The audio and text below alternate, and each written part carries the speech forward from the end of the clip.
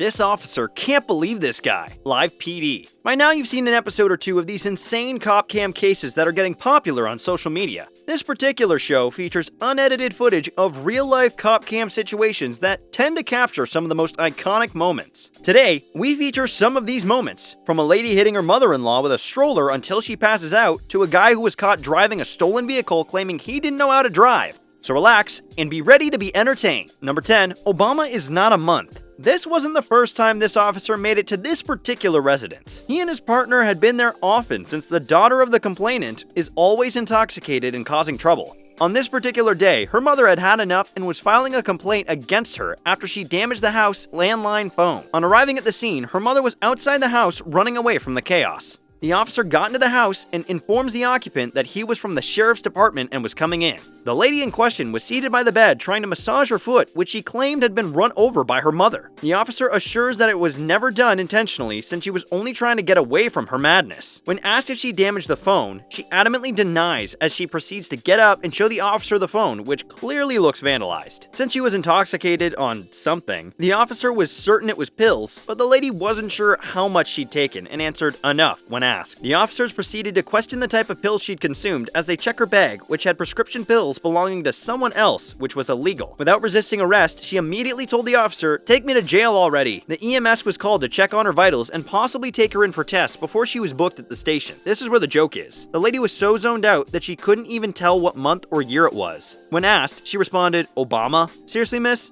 Obama is not a month." The middle finger she throws as she's taken by the paramedics is also an iconic gem. Number 9, stroller tosser. Yep, the suspect did just that, throw a stroller at their mother-in-law. Luckily, there was no baby in it. This was all after a disagreement causing a fight to escalate. The woman in question then flees the scene with her baby, but an officer catches up with her right on time. She's cuffed and arrested for battery because she was not doing it out of self-defense and was the one in the wrong. Luckily, the baby was unharmed and taken back to her father, who primarily has custody. The mother-in-law was taken in by the paramedics for tests because she'd been unconscious for a while before their arrival on the scene, and she had obtained some bruises. This family should definitely consider a career with the WWE. Number 8, nervous Nellie. This has got to be the most hilarious episode I've seen of this show. This man was flagged by the police for wrongfully parking, but he had more than just that to worry about. When asked for his license and registration, he couldn't provide any since it was suspended. He also had no ID on him and gave officers a fake name. The search came up of a man twice his size, which he confessed to being his big brother. Shortly after, he started acting like a crazy person, grabbing his head and fidgeting as the officer notices his eyes to be a bit odd. This led the officer to believe he was under the influence of drugs, but the man assured he had prescription medicine which could be the cause. He was then requested to step out of the car to have a search done on him. This guy was so nervous that you could see the way he was trying to smoke his cigarette anxiously.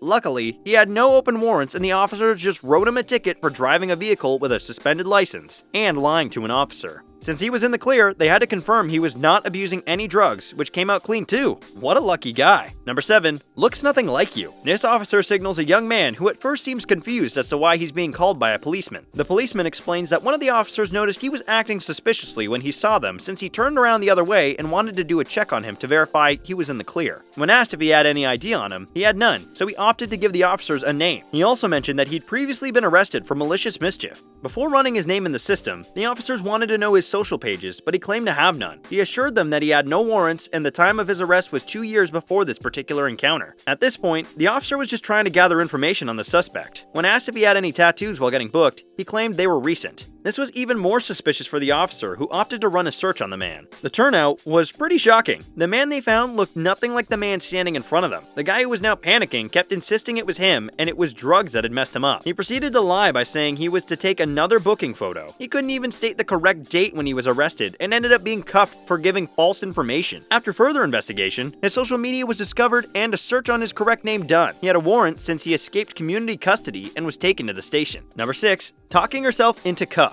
When this car was stopped, it was only because the registration plates had expired and they were driving at an area known for narcotics trades. The passenger in the car was questioned by the officer on his identity, but refused to comply by stating they had no ID and no last name. I mean, who doesn't have a last name? Things escalated quickly when the lady in the car was being asked to step out of the car to get towed. She resisted telling the officer she needed all her valuable items out and started being dramatic about it as she cursed them out. When the officer thought she was becoming too much, they had to handcuff her to calm the situation as they inspected the car for any illegals.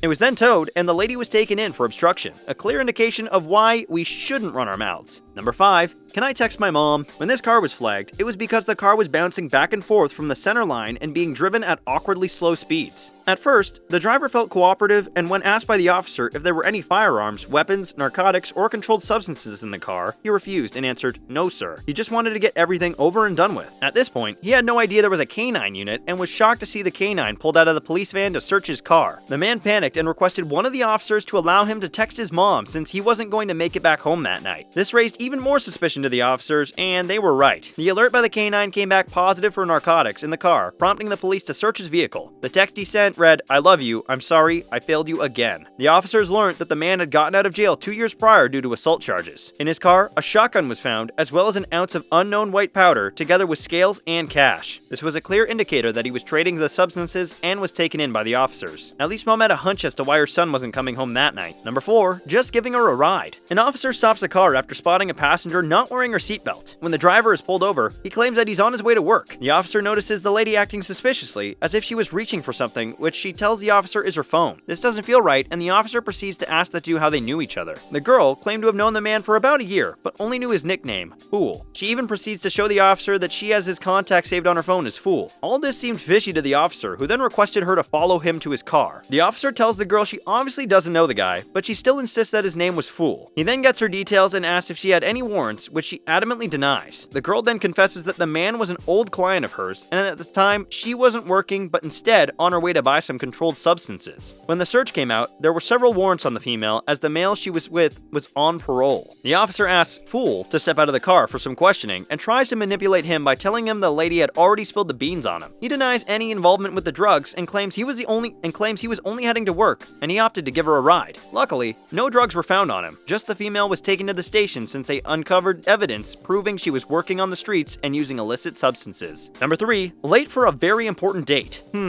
Driving beyond the speed limits is always bound to get you into some trouble. When this officer stopped the car, it was only because they were driving at 90 miles per hour in a 60 mile per hour zone. The reason was that they were trying to make it early enough for a court session at Border County, since one of the men in the car was facing assault charges. The officer tried to explain to the driver that he was going to be late either way since he could smell some weed in the car, which was illegal in Utah. When asked to step out of the car so it could get searched, they gladly complied. The officer only found a gram of the substance, which wasn't a felony, but wrote the man a ticket for speeding and possession. The whole conversation while in the officer's car was just crazy, as the man narrates everything that transpired through the night. At this point, the officer just wanted everything over and done with, and he wished them well on their drive. Number 2. Stolen gun, stolen car. During this car chase, the suspect thought he'd outsmarted the police since he was ahead. However, the car failed on him when he skidded off the road, causing the car to get into an accident as parts started coming off the vehicle. When the situation got tricky, the suspect decided to take off on foot, but this wasn't his lucky day. The officer that was pursuing him had a canine unit in his company. The dog was able to hunt him down and bite his arm, leaving him helpless, begging the officer to tell the dog to back down. After a few minutes of the officer keeping an eye on the suspect, he was able to get back up and the man was handcuffed. He was taken to the police car for some minor interrogations before the EMS arrived. According to him, he'd only leased the car and had no idea it was stolen. He claimed that he was only running away because he had violated his probation for armed robbery. In the car, a shotgun was found, which was discovered to be stolen in another jurisdiction. His car was also smelling of green plant substances, which were to be further examined. A stolen car, stolen gun, possession of possible drugs, resisting arrest, and violation of probation? Wow! Number 1. First-time driver. When you get caught, sometimes denying everything, even though proven guilty, is something to consider. Back in Florida, 2 units including a helicopter chased down a stolen vehicle whose number plate had been identified to an apartment complex. The suspect, who was driving the car, later abandons it and escapes on foot. The officers then continue the pursuit on foot, eventually capturing and tasing the suspect. The suspect, who is pleading for mercy, is arrested and charged with driving a stolen vehicle. In his defense, he claims to have never driven a vehicle in his entire life. You were in the stolen vehicle, you were sitting in the driver's seat,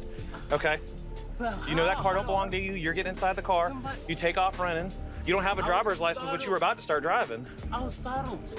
Despite the units trailing him, clarifying he was the one behind the wheel the entire time. He said he'd committed no crime and was only running away because it felt suspicious and was like a setup, forgetting that he was driving a stolen car. Apart from that, he was also charged with resisting, and some stolen credit cards were found in his possession, which could be additional charges. The fact that this guy thought by claiming he feared driving due to accidents could change the officer's mind is absolutely hilarious.